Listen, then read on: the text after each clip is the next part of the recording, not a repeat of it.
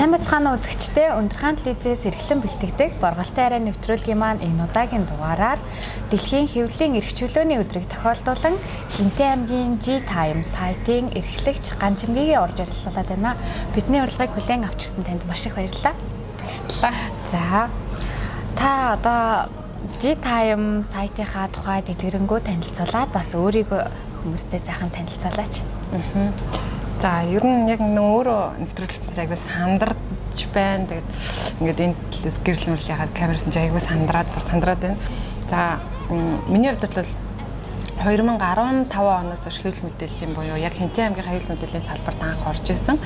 За тэгээд Хинтээ мэдээ сонины одоо дотоод ажил хариуцсан менежерээс ажлын гараагаа эхэлж исэн. Тэгээд менежер байж байгаад одоо яг ингээд нөгөө шатьяаж ахти яг тэрнгээр ер нь бол ингэж ахижсэн. Хамгийн анх менежер байсан хүн чинь дараа нь төсөл хариуцсан менежер болсон. За оны 9 алдартан гээд манай Хинтээ аймагт 4 жил зохион байгуулагдсан төсөл байдгийн. Тэр нь яадаг гэхээр нөгөө олон нийтийн саналаар одоо салбар бүрээс шилдэг хүмүүсийг тодруулдаг ийм айгүй нэлээд гоё том арга хэмжээ байсан. За энийг бол 4 жил хийсэн. За үүний дараа болоод ирэхээр ерөнхий менежер гэдэг одоо албан тушаалд томилогтой ажиллаж исэн. За тэгээд дараа нь Хинтээ мэдээ сонирхоо гүйцэтгэх захирлаар ер нь бол ажилласан байдаг. Тэгээд гүйцэтгэх захирлаар бол 2019-өөс 2021 он хүртэл ажиллаад за тэгээд Хинтээ мэдээ сонин хүлээлгэж өгөөд тухайн үед бол одоо G-Time сайтыг найзтайгаа хамт анх эхлүүлж ирсэн. Ийм л одоо төвхтэй хүн байгаа. Ихэнхдээ ер нь бол арын албанд ажилладаг буюу ер нь ард байдаг хүн байсан гэсэн үг. За тэгээд өөрөө сайт ажиллуулад яалтчгүй одоо хувийн зүйлээ хийгээд ирэхээр ард урд зэрэг гарах хэрэг гараад ингээд ажиллаж байгаа юм байна. G-Time-ыг сүлжээний зүйл гэж хүмүүс их анзаараад байдаг л та. Та энэ нэрээ ер нь яаж өгсөн бэ? За би одоо тэр магадгүй тухайн үедээ ерөөсөө тэр сүлжээг огт сонсоогүй баг манай найз дээр анх хэлчихсэн. За тэгээд найз дээр ер нь баг тэр сүлжээг сонсоогүй хоёрхоо монгол хүн байсан гэвэл тэр нь битэр байсан гэж магадгүй. Нэрээ сүлд өгсөний дараа хүмүүс айгүй хэлсэн.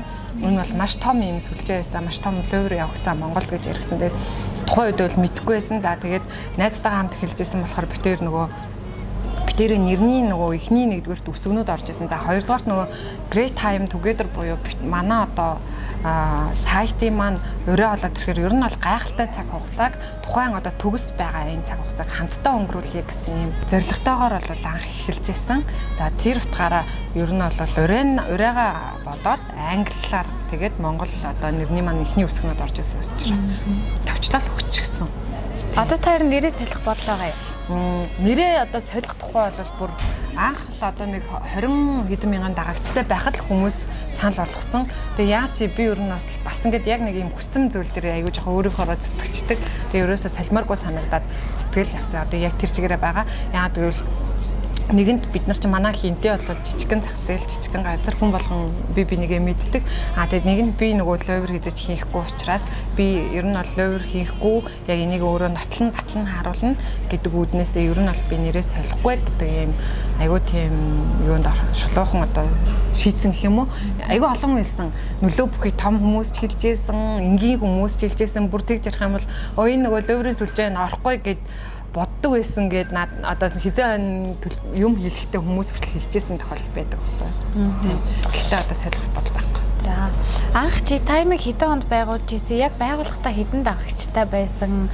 Одоо л Хинтээ аймгийн хамгийн их дагагчтай сайт болоод байгаа шүү дээ. За G-Time-ыг яг ингээд анх байгуулсан түүхээс ирэх айгүй урт түүхтэй. Би найзтайгаа анх байгуулсан гэж хэлжсэн. Тэгээд найз маань дундаас өөр одоо ажил мэргэжил сонгоод миний хувьд одоо ганцаараа ажиллах уу, болох уу, буцаад Хинтээ мэдээ сониноо ажиллах уу ч гэдэг юм уу. Ер нь асар эргэлзээнд орсон. За тэгээд бизнес альва одоо зүйл чинь хэвлэл мэдээллийн байгууллага хэзээ ингээд хэвлэл мэдээллийн байгууллага ч гэсэн хажууд нь бизнес явж байгаа. Тийм учраас алдаж онно тий хийж байгаа зүйлээ боли шантрыг гэсэн үеч байсан. За тэгээ ер нь бол анх хүүхдийнхээ хадгаламжнаас эхэлж байла. Яагаад тэгж эхэлжсэн гэхээр дөрөвдөг засаглал гэдэг одоо хэвлэл мэдээллийн байгууллагын дөрөвдөг засаглал хин нэгнээс хараад байх ёстой гэдэг энэ зарчмыг одоо айхтар ингээд бид нар ингээд бүх хичээлэн онлоор санаад явахгүй өдөр тутам биелүүлж чадахгүй ч гэсэн үндсэн зарчим бол миний толгоноос юусаа гардаггүй байсан. За тэгээд тэр үн цэнийг хадгалах үүднээс ер нь ингээд шууд хоосноос эхлээд ягаад хүмүүс ингээд амьдралаа түүхээ ярихаар бид ингээд шууд хоосноос эхэлчихлээ 150 мянган төгрөг хоосон чамдаанаас гэж ярьдаг шиг. Тэгээд хүүгийнхаа хадгаламжнаас яг эхэлжсэн байхгүй юу. Тэнгүүд нөгөө сайтаа ингээ хадгаламжнаас эхэлсэн чинь дунд нас нөгөө янз бүрийн бүтлгүүтэлтэй шууд ингээд юм дардан байхгүй. Эхлээд бол 1 жил уналтанд ороод болж исэн. За ер нь болий гэ тэгээ хинтийн мэдээ сонино буцаагаад бүр ингээд авъя гэд. За 23 оны 5 сар гэхэд л би одоо болцсон хинтийн мэдээ сонино эрхлэгч гэдэг нэрийг бараг буцаагаад авах гээд ингээд явж исэн үе надад байдаг. Тэгээ 23 оны 5 сард чинь манай хинтийн аймгийн 100 жилийн болоод манай хинтийн аймагт 100 сэтгүүлчдийн форум уулзалт гэж зохион байгуулагдаад тэрний одоо би ч өөрөө нөгөө ЗБ ажилд аягүй дуртай арын албанд аягүй сайн ажилдаг учраас яг тэрний зохион байгуулагчаар ажиллаад тэгээд тэн дээр ингээд ажиллаад байж байгаа юу ингээд буцаад эргээд нөгөө тэн дээр ирж байгаа хүмүүсийн тэр илтгэлүүд те тэр форум дээр яригдж байгаа зүйлсүүд цахим орчин одоо өөрөө үнэхээр хөгжиж байгаа тэр цахим орчинд яаж ингэж нөгөө хүмүүс ажиллаж байгаа юм те хүмүүс цахим орчноос яаж мэдээлэл авч байгаа гэдэг баг сар юм сонсоод ингээд явж исэн. Тэгтээ бол яг шийдээгүй буцаад BG Time сайтаа юу н ажиллуулах уу болох уу ганцаардаадсан хөдөө орон нутагт яалтчихгүй хүний нөөц маш бага байдаг. За тэгээд гав ганцаараа эхлэн гэхээр зориг надаа хүрэхгүй байгаад байсан. За тэгээ яваад. Тэгээд тэр форумын шагнал болгож надад юу гэсэн Монголын сэтгүүлчдийн нэгдсэн хэвлэлээс гадагшаа явах хэрэг тухайн үед гадагшаа явах л хэрэг гэсэн яг юунд явахаа би мдээгүй л үлдсэн л те. Гэсэн чинь дараа нь ингээд нэг сар гаруй дараачлаа буцаад холбогдоод за ингээд ажмгээж гадагшаа явах ингээд хугацаа чинь болж байгаа шүү. Паспорт юм чинь бэлнэ үү гэдгсэн чинь бэлэн гэдгсэн чинь яг юунд явах вэ гэсэн чинь Хятад Монголын ингээ хамтарсан сурвалжлага бид нар ингээд очиж Хятадын 6 хотоор явж хийнэ гэсэн. Тэгэд тэр бол надад ингээд маш том одоо өнөөдрийн G-time-ийн байгаа одоо эхлэл гэж би ер нь бол хүмүүс дуртай хэлдэг. Тэрийг бас яг дуртай ярьдаг. Мэдээж бүх салбарт одоо арын албанаас эхэлжсэн одоо бүх хүмүүс л те жишээ нь том мэрэгчлээ одоо амжилттай явж идэг. Тэгэхээр та анх яг ямар албанаас эхлээд дараагийн шат ахихта тэр авсан одоо юу байгаа штэ шагнал гэх юм уу те одоо та жишээ нь менежер болсон гэж ярьж байгаа штэ те яг тэрийг за ганчимгээ ингээ менежер боллоо одоо те яг энэ мэдрэмж ямар исэн шат ахаа те за би дээшил дэвшиж байгаа юм байна да гэж бодох үе байсан уу? Яг тэгж ингэж ерөөсөө энийг ч удаа бодож байгаагүй.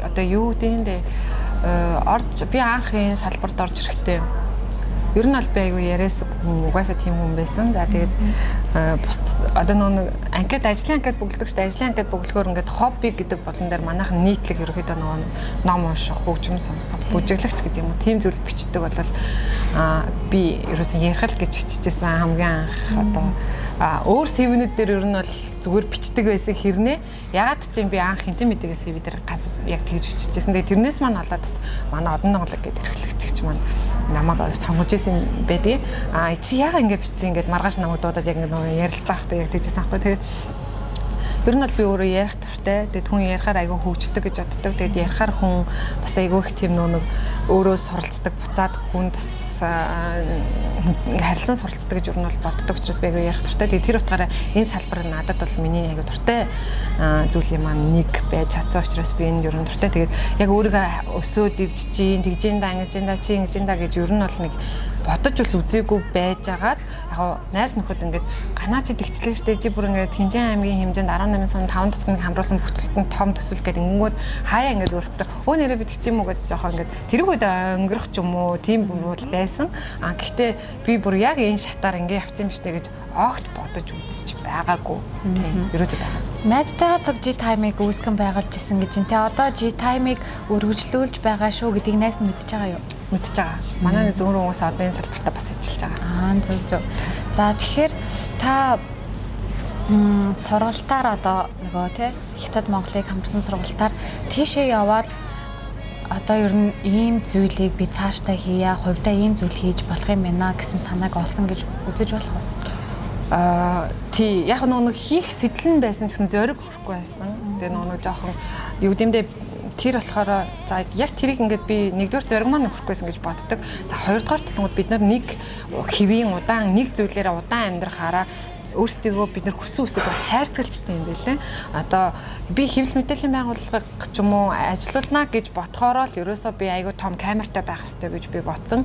Би маш том одоо камер, хөл, микрофон тий одоо юу гэдэг нь мэргэжлийн студи өрөөтэй гэдэг ч юм ингээд тэнгууд ингээд нөгөө айгүй ийм бусдаас хараад эхлэх гээд байгаа надад чинь манай хүүхдийн хадгаламжнаас өөр юм байхгүй. Би тэр хүүхдийн хадгаламжийг зээл аваад би камер тухайн үедээ Rode mic хөлмөл гэдэг ийм л юмнууд авч исэн бохгүй авч исэн тэгжсэн тэгээд за тэрийгээ би авчлаа гэтэл тутаал агаахгүй тутаад л байгаа тэгэл альва юм чи хийгдсэн юм хэрэг болоо л гэдэг те гингүүтээ би яг тэрнээсээ болоод хайрцаглагдсан байсан юм билэ тэгээ би тэр Хятад Монголын сэтгүүлчдийн хамтарсан сургалтанд яваад яасан бэхээр би зарим сэтгүүлчдийг мандатаар нь таньжсэн байхгүй юу яг бол технологи нь үнэхээр хөгжчихсөн за тэгээд бид нар шиг ийм хүнд том юм өсөр юм ерөөсөө тэд нар авч явдаггүй те нэг болол ерөөсөө ингээд сайт ажиллуулж байгаа тохиолдолд бол бараг л ингээд том камер чирхгүй нэг чанартайхан зураг авахд л болчихж байгаа юм тий.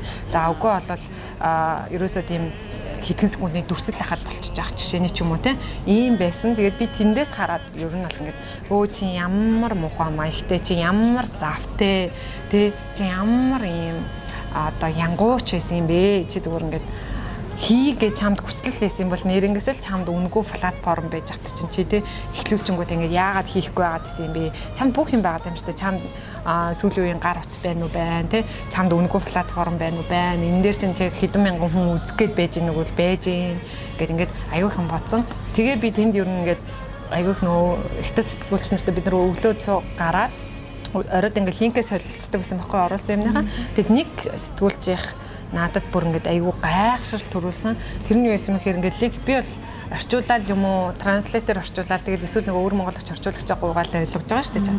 Тэгээд нөгөө ирсэн чинь надад харахад бол 1 2 3 гэд 4 дугаарлцсан юм хятадаар бичсэн 4 өгүүлбэр шиг харагдаж байгаа. Тэгээ 30 секундын дүрсэл байсан. Тэгээ тэр сайт лээсэн л да. Тухайн тэр дотоод сайт чинь нөгөө дотоод сайт ашигладаг шүү дээ. Гадны сайтууд. Тэгсэн ирнэ тэр үзэлт нь хідэн одоо сая хүн ингээд үздэг уншдаг гэд. Тэгээд би бүр гайхаад бүхэл бүтэн нэг өдрийн үйл явдлыг 30 секундны дүрс 4 өгүүлбэр гэж юу яаж яаж болтой. Тэгээ бид нар олонгоч ном цаашаа бичсэн байгаа шүү дээ. Би яаж яах нь сонины школтой бичвэр бол бас л бичгээ өрөөл бичнэ. Тэгэл амар урт бичсэн. Одоо ч ингээд манай G-Time пэйж дээр байдаг. Би тэр үеийн сурвалжлага гэхэл ингээд амар урт бүр тэр нөгөө бид нар танилцуулга ном өгсөн тэр номноос нь бүр ингээд баг хууламжлал хийж байгаа л ингээд биччихдэг тий.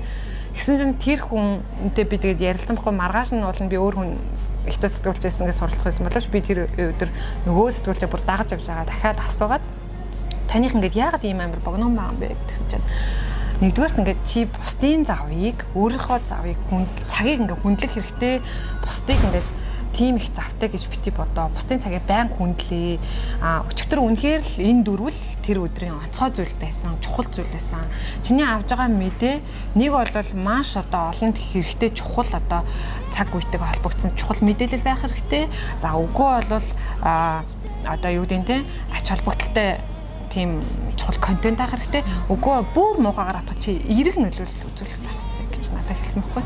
Тэгээ тэр бол надад бүр ингээд үнэхээр таалагдсан. Тэр хүний тэр ингээд мэдээгээ бэлтгэж байгаа тэр нөгөө өнцөг үзэл бодол нь айгүй таалагдсан. Яг нөгөө тухайн үедээ шууд мэдээндээ өөрийн үзэл бодлоо оруулаагүй ч тэр нөгөө мэдээгээ сонгож байгаа сонгохны айгүй сонирхолтой байцтай тий. Тэгээд би бодсон байхгүй. Нээрээд бид нар ингээд өглөө ингээд айгүй мэдээтэй гэл айгүй чухал гараал гүгээ явдаг тий. Зээ заны бүр ингээд болоод өнгөрцөн олон нийтэд ямар ч хамааралгүй зүйлийг болж гэж оруулах нь яг хэн ашигтай юм болоо тий гэж бодсон. Тэгээд бид тэр Хятад сэтгүүлчнэртэй явж байгаа бас нэг суралцсан зүйл нь гэх юм бол нөгөө бид нар ч ингээл нэг бид нар ч ингээ байж болох тэр Хятад орныг баян байлгаж байгаа бүхэл том компани бүхэл том зүйлийг биднэрт үзүүлж байгаа байхгүй юу. Тэнгүүд бид нар өө за одоо энэ компанийн дарга нь хэм бэ? Тэ энийг ястаа ингээ төлөөлөл ярив хүн бэ гэж манай монголчууд бид нар тэгж байгаа. Тэнгүүд өө үгүй би ярихгүй дарга нь ингээд би ярихгүй манай энэ өгнөө манай энэ нь таалагдж байгаа бол харин тань таалагдж байгаа бол манай тэр хэрэглэгчид таалагдж байгаа бол би ажилласаа хийж байгаа гэсэн манай компани одоо манай энэ үйл ажиллагаа болж ийн гэсэн үгэ гэдэг л юм ярьж байгаа байхгүй. Тэгээд яг л одоо бид нөгөө сэтгэлийн 90 100 дээр амьдарч байгаа юм байна гэдэг бас тэгэхэд айгуу сайн ойлгосон. Тэгээ би яг тэндээс эренгүүдэд тэнд ингээд нэг юм харцсан, үзсэн, сонссон байна да. Тэгээ ирээд ерөөсөө яасан мэхээр айгуу зориг орсоо. Хитрхи том зориг ороод тэр үед чинь би нэг iPhone 11 одоо Америкаас яг захиалж ирсэн ганц утастай л байж байгаа байхгүй юу. Дампуурч мампураад өөр ширэнд орсон байгаа шүү дээ. Тэгээд нөгөө өмнө авсан камер мэдгүй байхгүй хаашаач орсон байсан. За тэгээд юурууга Родим ямар ч миг байсан. Тэгээд уцтайгаа манай энэ Хинтэй аймгийн 1-р сургуулийн 100 жилийн болж байсан байхгүй юу. Тэгээд шууд 1-р сургуулийнхаа ойроггүй дарга руу гүйж ороод өнөрөө дарга руу гүйж ороод за би ингээд нэг юм гадагшаа юм яваад ирлээ. Айгуу гоё юм үзэж хараад ирлээ. Ингээд би дандаа ер нь жоохон үнэ хэлждэг байхгүй хүнд айгуу хурдан ярьдаг болохоор хийц ярьдаг болохоор үнэ хэлээд тэгээ одоо ингээд надаа ингээд айгуу гоё юм хийх юм санаа байна. Тэгээд та намайг дэмжгүй гэсэн чинь яг маргааш нь ойн гэж байгаа юм чи аргагүй шүү дээ. Бүх юм ингээд зарцуулсан. Одоо гэрээ контакта хийцэн зарцуулсан. Гэхдээ ингээд их чинь чамд яаж болох нөө чи наанаас сууж би асууя гээд тэгээ төгсөгчдийнхээ холбоор яриад гэсэн чинь яг нэг 500 сая төгрөг байж болох юм аа. Тэгээ манай ой чи 2 3 өдөр бол ингээд ажиллаж өгч чадна гэвэл өөрөө мэдгэсэн. Би болноо 500 ч гэсэн миний хийж байгаа юмд хоосон биш байгаа байхгүй ч айгүй их мөнгө. Тэгээ би болно гээл тэгэл ерөөсө баярлал гарч гүгэл тэгэл маргааш нь хэдэн цагаас гээл тэгээ маргааш нь ирээл тэнд харсан юмараа ерөөсө ингээд нөгөө би ч өөрөө бас эфирийн царай мариаттай гэж өөрөө бодгоо. Би ер нь бол эфирийн урд гарах хэрэгтэй гэж өөрөө угаасаа боддог байхгүй. Тэгээ тийм болохоор нэг их тэр үед угаасаа надад хөтлөгч байгаагүй. Тийм хөтлөгчийг аваад цалинжуулж мөнгө надад байгаагүй. Тэнгүүдээ би шууд гарч гүнгүүтэй яхаал уцаа микэ нөгөө хүндээ зүгээл ингээл та ойдоо ирсэн чинь танд ямар санагдаж байна? Ер нь ойн ач холбогдол юу юм? Манай монголчууд чинь нэг ууж итлээ нариглаа цэнгэлээл гэж ойлгодог шүү дээ. Тэгвэл ингээд бас энд чинь хүмүүс дурсамжаа эргээ сандаг шүү. Энэнгээрээ ингээд эргээд олон жил уулзах хүмүүс уулздаг шүү гэдэг мессежийг өөрсдөр нь яриулсан. Өөрсдөр нь. Би ерөөсөө тийм яриаггүй. Тэгээд хүмүүс өөрсдөө их чинь тэдэн жилийн дараа эргээд ирлээ, сургуульдаа ирлээ, аймагтаа ирлээ. Эдэн жилийн дараа ангийнхантайгаа уулзж байна тий. Тэгсэн чинь тэгж байна гэдэг юм ингээд маш их настай хүмүүс, залуу хүмүүс хүртэл тэгж ярьж байгаа. Ингээ оруулаад гисэн. За тэгээд 2 3 өдөр яг энэ ойдоор ажиллаад. Тэгээ манай хамт яг тэндээс эхэлчихсэн. Сая бас сонирхолтой яриа орж ирлээ л дээ надад. Тухайн таныг J Time сайтыг үүсгэн байгуулж хахад эд хэрэгслүүд ер нь хэр хангалттай байсан. Одоо үетэй харьцуулахад эсвэл тэр үеэ яг одооныхтой харьцуулахад за ийм дутуу байсан шүү. Одоо л яг ингэж хөгжиж байгаа гэсэн юм байна. Тэр үед би манайхчуудаа байгууллагад жил гарган л болж байна. Тэгэхээр угсаа хангалттай байсан. Одоо ч байгаа. Зөвхөн бид нар нэг эрэлхийлээд хөдөлмөрөө одоо бид нар ч ингээ өглөө болгон гараад хөдөлмөр ажил хийж штэ тий. Энэ ажлаа ингээ хэрхэн хөнгөн хийж болох вэ гэдэг дээр л одоо бидний хэрэгжилж байгаа зүйлсүүд бид нар тусалж байгаа. Тэгэхээр миний хувьд бол одоо эмэгтэй хүн тэгээд ер нь бол ихэнхдээ эмэгтэй хүмүүс л манайдас ажилдаг. Тийм болохоор аль болох хөнгөн авч явахад авсаархан за тэгээд маш тийм хурдтай манайх ч нөгөө үндсэн телевиз ч юм уу цаашаа ингээд суугд заавал чанартай бичлэг ингээд нийлүүлж явах шаардлагагүй байдаг учраас маш хурдыг хэрхэмлдэг. За тэгээд тухайн арга хэмжээ үйл ажиллагаараа очлоо гэхэд зэрэгцээд мэдээ нь орж явах хэрэгтэй гэж одоо мэдээлэл нь орж явах хэрэгтэй гэж үздэг. За тэгээ тэр мэдээллийг болоод тэрхээр богино юм үзээд ойлгочдөг хүнд бол богиноор нь арай дэлгэрүүлээд ойлгохыг хүссэн илүү одоо мэдээлэл авахыг хүссэн хүнд нь бол илүү жоохон дэлгэрэнгүй хүн ч гэдэг юм уу тийм ийм байдлаар. Тэгэхээр манайх нэг одоо үйл ажиллагаанаас ерөөс нэгэн бичлэгтэй гардаггүй багадаа 3-5 бичлэгтэй гардаг. За тэр нь болоод тэрхээр рил ээж болно те зүгээр ингээд сэтгэл ярианууд ээж болно бүр боли бүр мэдээний чанартай ээж байж болно гэдэг ингээд арга хэлбэр нь бүр ямар ч аргаар ээж болно эсвэл бүр текст фото зургаарч ээж болно гэдэг юм уу те. Тэгэхээр гол нь л бидний одоо манай одоо хэрэгжилж байгаа зүйлс бол бидний хөдөлмөрийг л маш хурдан хөнгөн байлгахад л анхаардаг. Одоо миний сонголтууд бол тухайн үед одоо би аппаратыг бол харагдац талаасаа одоо нөгөө хүнээр бол хувцс талаас нь би сонгож авч ирсэн байгаад байгаа байхгүй. Би нөгөө айгуу гоё камерал барай явал намайг хүмүүс хүндлээл байгаа юм шиг санагдал тийм. Камерал барай явал ингээл хүмүүс инста амар гоё мэрэгжлийн гэж хараад байгаа юм шиг санагдаал юм уу тэгдэг л байсан. Одоо бол би зүгээр ингээд хөдөлмөрөөр хөнгөвчлөдөг. Яаж хөнгөвчлөдгийг гэхээр камеранд авсан дүрсээ би заавал нэг компьютер руу хуулна тийм ээ хуулахад бас танд ч уншин процесс явагдана хэдэн минут зарцуулна миний амьдрал хэдэн минут явна штэ за тэргээ мэргэжлийн програм дээр янзлснаа рендерлээд уншуулна оруулна эдэлэн бүх юмыг яг нэг ажлын байран дээр сууж ширээний ар сууж хийх гээд байгаа. Тэгэхээр тэрийг одоо хөнгөвчтүүд магадгүй энэ одоо камерын дайны заримдаа бол сүүлийн үеийн муухан камераас дээр алцсан энэ одоо үзүүлэлттэй утаснуудаар хийхэд бол би бараг тэн зогсож явахдаа л төрсөн янзлал зогсож явах боломжтой.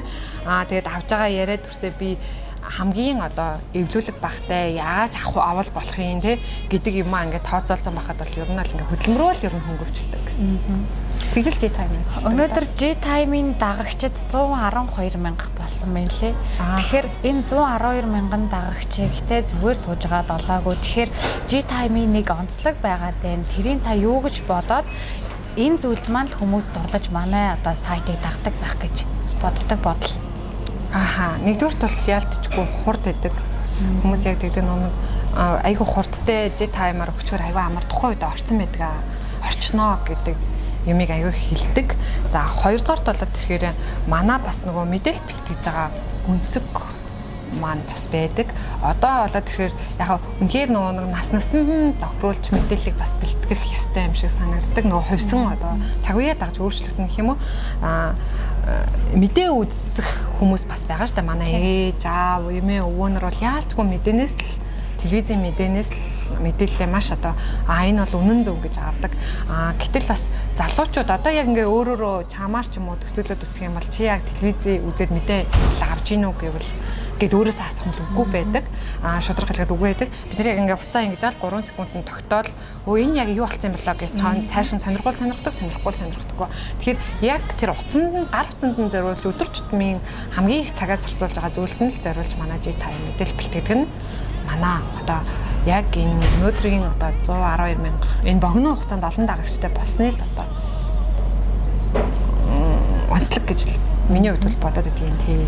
За нэгэнт хэвлэл мэдээллийн салбарын тухай ярьж эхэлснээс өнөөдөр одоо дэлхийн хэвлэл мэдээллийн эрхчлөөний өдөр тохиож байгаа. Тэгэхээр таны хувьд ер нь хэвлэл мэдээллийн эрхчлөө гэж яг юу вэ? Миний хувьд бол яг одоо өмнө нь бол би нэг энэ талаар ерөөсө боддоггүй байсан юм байлээ. Тэгээ боддоггүй байсан. Тэгэд одоо би хүмүүст яг зөв хошигнодгийг би хөшөрхөр амир өглөө хүн болох байхаа гэдэг. Угаасаа чи ярих тартай өглөө хүн болох байх гэдэг. Тэгээ яаж байгаа юм гэдэг хүмүүс тэнгүүд би одоо ингээд энэ тэнд ялангуяа төрийн одоо бодлого шийдвэрт нөлөөлөхүйц арга хэмжээ үйл ажиллагаан дээр мэдээлэл авчаад одоо гараа өргөөд ерөн саналаа хэлдэг болсон. Яг тэгвэл манай Монголд тэр тусмаа одоо орон нутагт за ер нь бол орон нутагчгүй Монголд хэвлэл мэдээллийн байгууллага яг дөрөвдөг засаглал хараат бус байдлаараа өөрсдөө авч явахад нийгмийн нөхцөл нь үнэхээр хэцүү. За тэгээд иргэд болохоор юу өсдөг вэ гэхээр хэвлэл мэдээллийн байгууллага бидний дуу хоолой олоош та нар дөрөвдөг засаглал байгаач гэж ингэж бид нэр шахдаг. Гэтэл бид гэдэг чинь сэтгүүлч гэдэг чинь энэ хэвлэл мэдээллийн салбарт ажиллаж байгаа гэдэг чинь та нартай л адилхан хүмүүс ахгүй юу? Бид нар эдэн нуун өмсөн зүүн биднээс зардал гарах уу гарна биднэрт мөнгө хэрэгтэй үү яг адилхан мөнгө хэрэгтэй штэ. Тэгээд нэг ингээд үйл ажиллагааны цаг үеийн гэрээ байгуулангууд л энэ хаалтын гэрээ байгуулчих. Энэ тэрний хүн энэний хүн өтер гэдэг юм ярьдаг. Гэтэл би бол он гараад тэрэнд маш их одоо юу гэдэм би ч бас айгу гомдомгоо хүн ерөн сэтгэлээс юмд ажилдаг. Тэгээ тэрнийг ч айгу гомдомгоо. Тэгээ ер нь бол хиндэ гомдоод байгаагаа мэдгүй сайн нэг хэсэг жоохон эмарч гомдсон. Тэгээд би ер нь хинд ч гомтоо тэгээ ер нь тийм эстэй. Тэгээ эргээд бол одоо уусаа тэгж тэрийг ойлгож тэгээ ойлгохлаа бас хүн чинь гэдэг юм билээ. Тэгээд яаж байгаа вэ гэхээр дөрөвдөг цэцэглэлийн хараат бус байх гал би хүүхдийн хадгаламжнаас эхэлсэн гэж түрүү хэлжсэн тийм. Тэгээд ингээ ардаа нам байхгүй одоо юу гэдэг магадгүй энэ намаас гаралтай тэр намаас гаралтай гэж манай хэвлэлүүдийг зарим нэрлэдэг байхгүй. Тэгтэл надад бол угсаа ямар ч юм байдаггүй. Тэгээд эргээд бас ардаа ямар нэгэн одоо том улс төрч эсвэл одоо том ашиг сонирхолтой надад бас тусалж дэмцэн том дарга байхгүй. Одоо би яг нүүр бардам итгээд би хин нэгэн том даргаас ингээ намайг дэмжээч, манайхыг дэмжээч, надаа нэг тэдэн сая төгрөг өгөөч гэж би яг гуймаа л санагддаг. Бүр ингээ гуйчихгүй гэд ингээд боддог. Гэтэл би гуйж чаддаггүй одоо хүрч байгаа дээд магадгүй цаашаа гэхдээ хүн аам гарч болохгүй те. Гэтэ энийг л одоо тэгээд яах гэж тэгээд ингэж гүрийгээ дагаа юм те. Эморон бэрэн ингээд тэнхтэй яваад байгаа юм бэ гэхээр ерөөсөө л хэвлэл мэдээллийн эрх чөлөө гэдэг юмыг л амгандаа л яах гэдэг. Нөгөө цагаан тулцсан үед хин нэгэн өө чи наатаа болохгүй шүү гэдэг үнээр олонд нийтэд маск хэрэгтэй зүйлийг гаргуулахгүй байх те эсвэл одоо хин нэгний эсрэг ингээд төрхрөх зүйл дээр би айгүй нүүр бардам би өөрийнхөө нөгөө яг сэтгүүл зүйн зарчмаар баримтлаад гаргах нөгөө тийм одоо нүүр бардам байдал маань л одоо сэтгүүлч хэвлэл мэдээллийн эрх чөлөө гэж ойлгоод байдаг байхгүй. Тэгээд тэр утгаараа ер нь бол энэ салбарыг айгүй гоё тийм бахархалтай авч явах юмсан энэ нэгэнт ажиллаж байгаа байгууллага гэж айгүй боддог. За одоо хоёлаа үннээ шудрах хэлдэг хөө юм байна. Заримдаа гомдчихдаг юм байна. Тэгэхээр хоёлаа ганчимэг гэдэг хүн яг айлын хиддэг хүүхэд вэ? Хаана төрж өсөв? За би ер нь бол манай аав хинтигийн учраас хинти гэдэг боловч би өөрөө яг төрсөн миний өөрийн төрсөн бол Дорн таймагт төрсөн. За тэгээд Дорн таймагт багаасаа байгаа 6 дугаар анги хүртлээр байгаа. 7 дугаар ангиасаа би яг хинти аймагт анх шилжиж ирж ирсэн. Тэгээд айлын яг дунд хүүхэд дээрээ 2 ахтай доор 2 дүүтэй. Гэхдээ би бол багаасаа ганцаараа одоо тусдаа өссөн. Тэгээ яг айлын ганц хөгж өссөн гэсэн. Тэгэхээр хэвлэл мэдээллийн салбарт орж байгаа хүний хувьд бол маш завгүй олон газар руу сурвалжлагаар явна. Энийг нь одоо гэр бүлийнх нь хэр хүлээж авдаг уу, хэр дэмжлэгтэй байдаг уу? Манай гэр бүлийнх би бас аягүй хаттай. Манай гэр бүлийнх намайг бүр үнэхээр сайн дэмждэг. Тэгээд нөгөө юу гэмдэ нүүрэн дээрээ нөгөө жаргалтай байгаа, зовлонтой байгаа эсвэл юу гэдгийг нөгөө бүх юм нэг ил хүн гэж яддаг штэ. Би бас нэг яг тиймэрхүү хүн. Тэгээ манай гэр бүлийнхэн би нөгөө нэг ажилтаа дуртай гэж төрөлдсөн штэ. Дуртай би дуртай болохоор магадгүй энэ салбар дуртай яг энэ ажлыг хийхэд дуртай байдаг учраас надад одоохондоо мөнгө чухал юм шиг санагдахгүйгээр хийдгийн. Гэтэл яг мөнгө бол аюу бас нэг чухал зүйлийн нэг л. Гэхдээ яг энэ салбарт аюу сайн яг ингээд амьдралдаа хангалттай хүрхүүцээр мөнгө олдог үгүй хэцүү байдаг. Тэгэхдээ намайг юм жаргалтай байгаа цараг харахаар ч юм уу гэр бүлийнхэн айгуу тийм хүлэн зөвшөөрдөг юм шиг. Тэгээ намайг ер нь бол өглөө ингээд өглөө гараал орой шүнжтэй тэгэл ойлгодог айгуус. Таныг 2 сайхан хүүгийн ээж гэж мэднэ. Тэгээд одоо анх удаа хүүгээ төрүүлээд ээж болох мэдрэмжийг авахад та ээжигээ дотроо юу гэж өгүүлж исэн бэ? Ээж болох мэдрэмж юу нь ямар юм? За хамгийн түрүүнд ер нь надаас ийм хүүхд гарчиж байгаа гэж үл хичээ айгу гайхчихсан. Тэгээд сүнжэнгөө хүүхдээ хараад унтаач гайхаад нөгөө надаас гарсан гэж юу гэж бодсон ч айгу сонин санагдаад би ч ер нь жоохон нөгөө ганцаараа ах дүү нараасаа хол өссөн болохоор жоохон нөгөө хамаатан саднараа өссөн гэсэн үг. Ээж аав дээр ер нь яг ингээд нөгөө өссөөгүй. Тэгэхээр ер нь ингээд нэг юм өөрийгөө хамгаалах, багаасаа нэг юм бие аваа явах юм суралцсан. Тийм болохоор нөгөө аюу иршүүд өссөн. Тэгээд нөгөө тэр утгаараас тийм нэг хүүхэд гаргацаад их л гайхаж ирлээ. Тэгээ тэрийгэ мэддэг. Тэгээд ээжийн хувьд болоод ирэхээр ээжигээ бүр айгүй санд юм лээ. Зүгээр л эмнэлэгт ингээд ерөөсө төрчөөд тэр орноос буучаад эмнэлэгт байхыг хүсдэггүй ээж рүү л очимоор санагдав. Ингээд нөгөө нөхөртэй болцсон олон нөхрийн гэрлөө явна гэж боддгоо ээжээ хажууд очил гэж боддог. Тэгээ 2 дахь хүүхдээ гаргачаад яг л ээж рүү л очие гэж бодсон. Ээжтэй. 2 сайхан хүү надад таныг манай ээж сэтгүүлч гээд бахархаад явдаг үе байдгүй. Тэр мэдрэмжийн өрн танд илэрхийлж ирсэн үү? Манай хоёр чинь одоо баг бол 4 настай. Том бол арай том. Тэгээ том бол манай том бол жоохон даруухан бүртгэж юуг ингээд нөгөө тэр мөрийг яагаад ахгүй нэг айхтар бахархаад ингэжсэн байхгүй хаа би ч тэр тал дээр нэг тийм би бас жоохон ичимхий хүмүүс наваа жоохон магтангуул байхгүй улаагаад ичээл зүхтаагаал алга болдог юм. Тэгээд хүмүүгээ тэгвэл би баг ичихгүй хөө. Тэгээд тэрийг мань мэдээ болохоор нэг тийж байгаагүй мүү эсвэл би тэгснийг нь анзааргүй ч юм. Тийм. Яг сайн санаанд орохгүй. Миний зүгээс нэвтрүүлэгтээ бэлдсэн нэг 2 асуулт байдаг юм аа. За. Одоо та багада нэлийн иршүүд хүүхэд байсан гэж юм те. Тэгэхээр одоо багада эсвэл их яриасаг хүүхэд байсан уу? Багын зангаа том болоод гээсэн зүйл байгаа юу? Эсвэл багаасаа одоо өглөөд те би ер нь л ийм замтайс одоо ч ийм замтай байна гэсэн зам байгаа юу? Би ер нь багаас л юмсэн баха. Хөрөгдөж боддог. Яг л одоо хэлсэн шүү дээ би нөгөө ээж аав дээр айгу сүүлдэл том болол 7 дугаар ангиас хойш би яг ээж авдраа байсан байхгүй. Тэрнээс одоо хамгийн одоо хүний одоо юу гэмдэ баг ингээд нөгөө насандаа хүүхдийн ээж авдаа хайрлуулж өсгөхтэй байсан бол би яг нөгөө ах нар дүүнараа амьдарсан. Тэгэхээр Тэгэл тэр үед чинь угаасаа намайг жоохон байх үед чинь бол яг одоогийн шиг юм бүх юм хэлбэг байгаагүй. За тэгээд тийм үед л ер нь бол хүн амтны загнуулаад ард нь урд нь хүний арга ивийг олохгүй л явдаг гэсэн би хизээж тэгээд ингээд амар сэтгэлээр унжиж нь ерөөсөө мэддэггүй. Хүнд зодолцоод халга гараад хэв нэг юу ч юм шиг ахаал өөрөө зодоо ингээл энийг л явдаг тийм л ахмасан. Тэгээд аюу тийм одоо хитрхи сэтгэл хөдлөлтэй гэх юм уу. Тэгээд одоо ч ер нь сэтгэл хөдлөл маань байнгын л ингээд юм гараад ирээд байгаа юм тийм. За хоёр дахь асуулт маань болохоор эмэгтэй хүний хувьд одоо 20 нас гэдэг хамгийн сайхан нас гэж би бас дотроо боддог байна. Тэгэхээр та 20 настай үеийнхээ ганчимэгт өгөх зөвлөгөө байна уу? Эсвэл энийгээ илүү сайжруулсан бол гэх зүйл байдаг уу? 20 настай юу?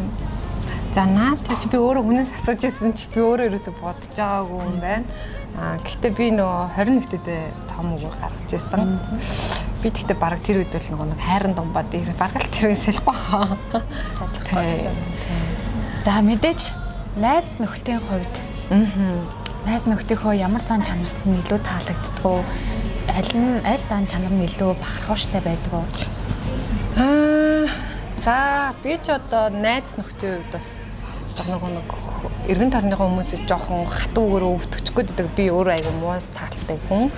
Тэгээд найзуудаа тийм байгаасаа юм байгаасаа гэж бас бодож ирсэн юм ерөөсөй байдаггүй. Би ер нь бусдаас нэг тийм байгаасаа чи нэг ийм байгаасаа яг ам нь ингэж хилжиж магадгүй. Гэхдээ туйлын энэ дотроос ингэж чи нэг тийм байл да ийм байл да гэж бусдыг ер нь ерөөсөй тэгж ингэж чин сэтгэлээсээ ингэж нэг тэгж хүсэж нэг айхтар бодож ингэжсэн тохиолдол байхгүй. Найзууд нь бахархалтай зан чанар. Тэгэхээр миний хувьд бол тэрхээр яг юу гэдгийг одоо сурагч үе бүр юм одоо сурагч үе одоо бүр багаасаа ингээл хоёлаа цуг ингээл нэг ханд унтдаг. Тэгэл шүнжэнгөө ингээл маргалдаад өглөө өөр цалгачдаг найз маань одоо хинтэд байдаг. За тэгээд оюутнаас бас яг алтан нэг найз байдаг. Намайг одоо би ч оюутан багтаж жирэмсэн болонгууд намайг нэг чихрийг идүүлэхгүйгээд өдөр болгон миний чихрийг хоолоор сэлдэг манай найз. Намайг бас автобусанд суулгахгүй дандаа таксигаар явуулдаг гэсэн миний найз байдаг.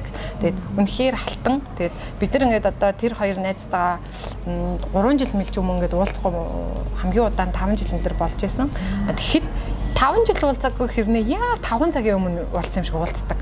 Уулзаараа. Бүр ингээд хизээ хазааны уулздаг юм шиг. Ингээд үнэхээр ингээд чамайг найз гэж боддог хүн бол ерөөсөө ингээд ойр ойрхон уулзахтаа байдаггүй юм билээ. Хизээч уулзсан гэд яг нөгөө мэддэг. Би ингээд өдөр алга амьдралаа яриаггүй ч гэсэн намайг гадралдаг байдаг юм шиг санагдчихсэн тохиолдол бол байгаа. Тэгээд ажил дээр гараад ирлээр яг ажил дээр гараад бол ер нь найз гэдэг үгийг бол айгүй олон хүнд ашиглах хэрэг гард юм билээ. Тэгээд олон хүнд бас ашиглаж исэн. Тэр дундаас бас яг ингээд нөгөө найзууд гээд найзлаад бас татанчилжсэн хүмүүс ч байгаа. За тэгээд болжсэн ч тохиолдол байдаг. За тэгээд одоогийн ингээд найзын маань хүрээллийг харах юм бол манай найзууд миний хувьд бол тэрхээр нэлээд тийм миний аашийг твтж чаддаг айгу мундаг хүмүүс шиг санагддаг. Надад би ч өөрөө нөгөө айгу хаяа жоохон шулуун хитрхи шулуухнанд дэнтчдэг бас нөгөө шулуун гэдэг чинь бас хэцүү шттэ нөгөө хүмүүсийг гомдоох хандлага өндөртэй жоохон бүдүүлэг авирал байдаг ч гэдэг юм те мухагаар отоод тэр тэгдэг ийм хүнийг бас ингээд төвчээд ингээд найзалж байгаа найзууд гэдэг бол бас намайг байгаагаар хүлээж авдаг л хүмүүс юм болоо даа л гэж үздэг. Тэгэхээр та өөрийнхөө нэг өдрийг ч юм уу те 7 хоногийг өр өгөөчтэй бүтээмжтэй өнгөрүүлэхийн тулд ер нь юу хийхийг хүсдэг вэ? Би яг нэг өр өгөөчтэй тэгж өнгөрүүлэе гэж төлөвлөж юм уу төсөөлж юм бодож ирсэн тохиолдол бас байхгүй. Гэхдээ цаг хугацааг ер нь бол айгу тийм өөртөө таатай тухтай өнгөрүүлэхийг айгу хүсдэг. Өглөө би гараад хийж байгаа ажил маань ч тэр зүгээр ингээд чөлөөтэй хүмүүстэй ярьж байгаа маань ч тэр орой гэртээ орж ирээд ингээд байх цаг хугацаа маань ч тэр надад маш гоё таатай мэдрэмж тэгээд маш гоё тухтай л ахна. Надад ийм тухтай таатай байна гэдэг чинь би эргэн тойрны маань ч гэсэн тухтай таатай байгаа л гэсэн үг гэж ойлгоод байдаг байхгүй. Тэр ер нь бол тэгэхээр л миний цаг айгу үр дүнтэй байгаа гэж би зүгээр тэгж боддог. Яг нэг эд хөрөнгө мөнгөөр хэмжүүлэх өөр зүйл болох хахалтай. Гэхдээ би ер нь бол айгүй мэдрэмжийг чухалчилдаг, айгүй тийм тухтай тавтай байдлыг айгүй хайдаг төрлийн хүн. За одоо ингээд манай нэвтрүүлгийн өндөрлөх цаг бас төгсөж байна. Тэгэхээр таныг одоо бас тэ дагаж дуурайдаг хүмүүс ч байгаа. Жишээ нь миний хувьд ч гэсэн өнөөдрийн яриагаараа танаас ингээд олон зүйл мэдэж авч байгаа байхгүй юу. Тэгэхээр хэвлэл мэдээллийн салбарт хөл тавьж байгаа одоо хүмүүстэй сэтгүүлч гэдэг мэргэжлийг сонгож байгаа хүүхдүүдтэй өөрийнхөө зүгээс нэг бяцхан зөвлөгөө өгөөд. За нэгдүгээрт би хэвлэл мэдээллийн салбарт орох гэж байгаа дүүнэртэй олол маш тууштай байгаараа гэдгийг захина. За тэгээд чи анхнаасаа мэргэжлээ бүр эхнээс нь гэх юм бол ер нь бол мэргэжлээ сонгохоос чи яг дуртай юу л гэдгээ өөрөөсөө бүр удаадараа асуугаарай, хийгээд үзээрэй. Тэгээд чадах нэгдүгээр туртай байна уу, хоёрдугаар чи чадж гин үү гэж аюу сайн мэдэж аваарай. Тэгээд тууртайгаараа л гэж захина. Яагаад ингэж захиж байгаа вэ гэхээр одоо нөгөө бид нарыг нэг өхрийн ивэр дор бол 1000 өхрийн ивэр дор ингэж хэвлэл мэдээллийг шантааж одоо сэтгүүлч тим ийм гэдэг айгу муу яриа аюу их байдаг. Тэгээ би тэрнийг бол яг буруутгахдаггүй. Яагаад бол хүн л юм чинь тэр чинь яг бусдтай адилхан алдаа гаргачлаагаа хэвлэл мэдээллийн салбарын ялангуяа олонний нүдэнд ирэхэд учраас бидний алдаа их харагддаг. Тийм ч утгаараа бид нарт их шүүмжлүүлдэг. Гэтэл хин нэгэн инженер алдаа гаргаж байхад бид нар мэдэхгүй шүү дээ. Тийм үстэй. Мэдэхгүй тэр хүн бас алдаа биднээс илүү алдаа гаргахад бид нар бол мэдэх боломжгүй даалт учраас. Тэгэхээр бид нар хүмүүсийн нүдэн дээр нэгэн л ил юмыг сонгоцсон учраас тэрэндээ тууштай байгаарэ, зоригтой байгаарэ. Тэгээд хэвлэл мэдээллийн дөрөвдөг засаглал гэдэг тэр үн цэнийг хадгалахдаг хүн одоо жохон ч гэсэн тийм зэрэг очтой байгаарэ гэж хэлхийг хүсдэг. За тэгээд ихэнх манай хүмүүс маань амьдралын шалтгаанаас болоод нэмдээ одоо нөгөө төрийн албар руу ордог. За тэгээд төрийн албар руу орохоор яалтчгүй хэвлэл мэдээллийн салбарын хүмүүс бол яалтчгүй хин нэгний дарга. Гэтэ тэд нар даргыг дуртайдаад тэгээ одоо нөгөө нэг дарга даах нь муу гэж байгаа юм биш шүү. Зүгээр нөгөө нэг бусдын нүдэнд яаж харагддаг гэхээр энэ нэстэ нэг дарга даасан юм болчих жагаа. Манайхан ч нөгөө хүмүүсийг нөгөө муулах туртай учраас хаяа тийм өнцгөөс хараад муулаад байдаг. Гэтэл тэр хүн бол угаасаа амьдрах ёстой юм чинь мөнгө хэрэгтэй цалингаа авахын тулд тэр одоо байгууллагын даргын тухайн одоо хүний зургийг авахгүйгээд яах юм бэ? Тэр ажлаа л хийж байгаа. Тэгэхээр тэрийг бас одоо юу гэмдээ шууд ийм салбартаа ажиллаж байгаад орхоос илүүтэй анханасаа би эсвэл төрийн одоо сэтгүүлч үү те эсвэл би яг энэ дөрөвдөг цэцгэлт дээр явах уу гэдгийг ингээд сонголтоо маш зөв хийгээд нэг юмдаа тууштай байгаасаа л гэж би аягүй хүсдэг дээ. Тэгээд хаяа ингээд нөгөө найз нөхдөйгөө төрийн ингээд нөгөө хэвлэл мэдээллийн салбарт байж байгаа төрийн албаар орчиход аягүй харамсдаг. Яг бол хүмүүс тэгж нөгөө гоё энэ хүн гээд амьдрах систем гэдэг өнцгөөс нь харахгүй энэ одоо нэг дарга бадаг учраас гэж өнцгөөс харж гойчдаг учраас би аягүй харамсдаг байхгүй. Гэтэл тэр хүн анханасаа хэвлэл мэдээллийн салбарт байдаггүй шууд төрөд ажиллаад гэсэн бол бас харах онцгой нь өөр шүү дээ. Тэгэхээр бидний сонголт бол аягүй чухал юм шиг санагдчихсан. За баярлалаа. За ингээд бидний урилгыг хүлээж авч ирсэн танд маш их баярлалаа. Нэвтрүүлгээ төгсгөхдөө та одоо хэвлэл мэдээллийн салбарт ажиллаж байгаа орон нутгийнхаа сэтгүүлчид, арын албанд ажилладаг бүх хүмүүстээ нэг сайхан мэдлэгээ дэвшүүлэл. За нийт одоо орон нутгийн салбарт ажилладаг бүх хэвлэл мэдээллийн байгууллагын хамт олондоо мөн одоо тэр дундаа манай Хинтээ аймгийнхандаа за тэгээд орон нутгийн гэж бас онцолж хилээд байгаа шалтгаан гэх юм бол орон нутгийнхан бол одоо өстой нөгөө мянган мэргэжлийн эзэн болсон байдаг шүү гэдгийг бас хэлээ. Манай орон нутагт ажиллаж байгаа хүмүүс бол ерөөсөө нэг хүн нэг юм хийдэггүй хүн одоо нэг хүнээ байхгүй хахад бүгдийг хийх тийм универсал хүмүүс нь орон нутагт байж байдаг. Яагаад бол одоо зураглаачаач хийдэг те. За тэгснээ одоо бүр сэтгүүлчээж хийдэг. Тэгснээ бүр эвлүүлгээч хийдэг гэх нэг бүх юмаа хийдэг. Тэгснээ бүр гэрээгээ байгуулад маркетингаа хүртэл хийгээ явдаг. Ийм мундаг хүмүүс бол хаана байдаг гэхээр яалтчгүй орон нутагт байдаг. За тийм болохоор энэ орон нутгийн одоо хэвлэл мэдээллийн салбарын гэдэг бол үнэхээр бор зүрхээрээ энэ салбарт хайртай хүмүүс байдаг шүү. Тэгээд нийт одоо найз нөхөд хамт олон энэ салбарынхандаа бүгдэнд нь 5 сарын 3-ны өдрийн мэндийг хүргье. Тэгээд энэ өдөр бол бидний бас эрхээ хамгаалах за ажил мэргэжлээ бусдад ойлгуулах юм чухал өдөр байдаг гэж би боддог. Тэгээд чатгаараа бас дуурахыг хичээдэг. Магадгүй би өнөөдөр бол ичээд яг ганжмаг гэдэг хүнийг ярина гэсэн бол би ичээд ирэхгүй. Яагаад бол би бас нөгөө нэг их олонний өмнө гарах өөрөө дуртай хүн бол биш. Time танигдах нь чухал гэж боддог болохоос би танигдах нь чухал биш. Тэр үүднээсээ бол ирэхгүй. Гэхдээ яалтчгүй энэ салбарын дуу хоолой болох үүднээс бол өнөөдөр бас дуртай ирсэн байгаа. За тэгэд энэ салбарыг ойлгодог энэ нэвтрүүлгийг үзээд 10 хүний нэг нь ч гэсэндээ ойлгоод эсвэл 100 хүн үзээд магадгүй намайг одоо 100 хүн үзэх юм байна да гэдэг.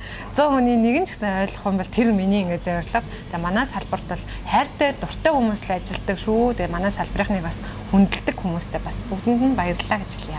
За баярлалаа. Таны цаашдаа ажилд ч гэсэн өндрөөс өндөр амжилтыг хүсье. Үзэгчдээ Борголтой хараа нэвтрүүлгийн энэ удаагийн дугаар өгөр өндөрлөлөө дараагийн дугаараар уулзлаа. Түр баяртай. Хөх Монголоосаа мандодын игээд бурхан аясын тингээр гибүдэсээ нэршаа